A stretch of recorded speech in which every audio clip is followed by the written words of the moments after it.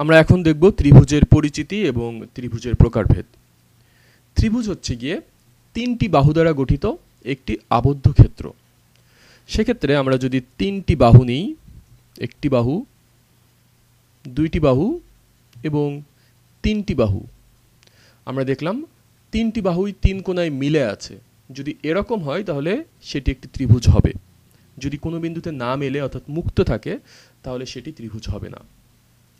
তাহলে আবদ্ধ এই ক্ষেত্রকে আমরা ত্রিভুজ বলছি। সেক্ষেত্রে প্রতিটি যেখানে দুইটি বাহু এসে মিলিত হচ্ছে সেটাকে আমরা বলবো একটি শীর্ষবিন্দু।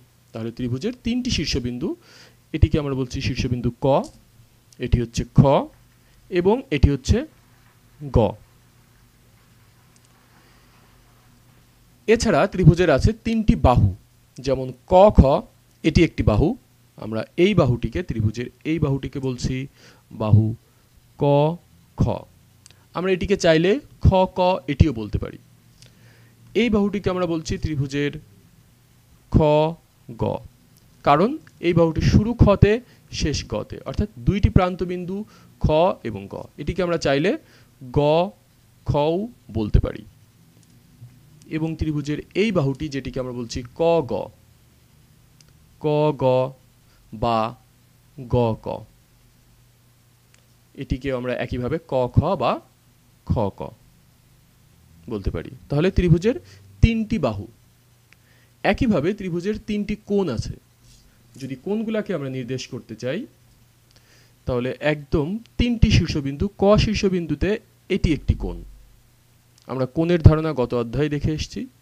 এই কোণটিকে যদি আমরা নির্দেশ করতে চাই তাহলে আমরা এই কোণটিকে বলবো খ ক গ। অর্থাৎ কোণ নির্দেশ করার সময় যেই শীর্ষবিন্দুতে কোণটি আছে সেটিকে মাঝখানে থাকবে এবং অপর সংলগ্ন দুইটি বাহুর প্রান্তবিন্দুগুলোকে আমরা দুই পাশে বসাবো। অর্থাৎ সেক্ষেত্রে খ ক গ যদি লেখা হয় কোণ খ ক গ, তাহলে এটি এই কোণকে নির্দেশ করছে। এটাকে আমরা চাইলে গ ক খ এভাবেও লিখতে পারি, অর্থাৎ গ ক খ।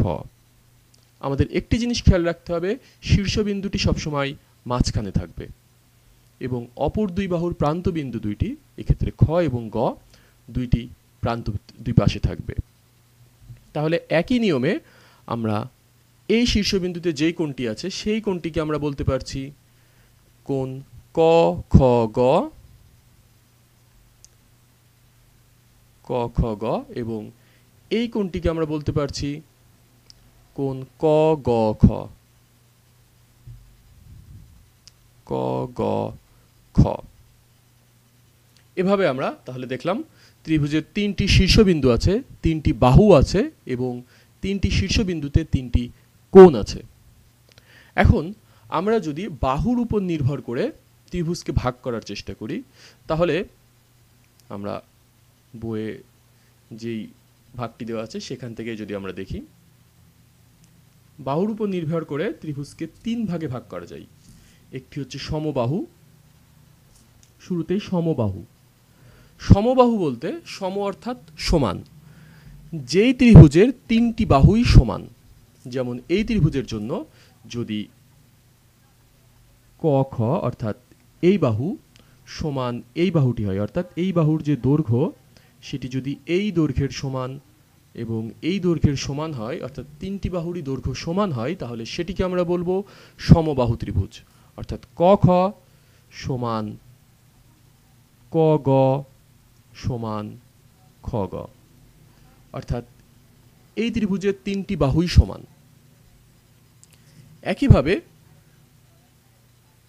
আমরা যদি এমন হয় যে ত্রিভুজের তিনটি বাহুই সমান না, বরং দুইটি বাহু সমান, অর্থাৎ এই ত্রিভুজের ক্ষেত্রে এই বাহু এবং এই বাহু সমান, তাহলে সেই ত্রিভুজকে আমরা বলবো সমদ্বিবাহু, অর্থাৎ সমান দুই বাহু। দুইটি বাহু সমান হলে সেটিকে বলবো সমদ্বিবাহু ত্রিভুজ। এই ত্রিভুজের জন্য ক খ সমান ক গ,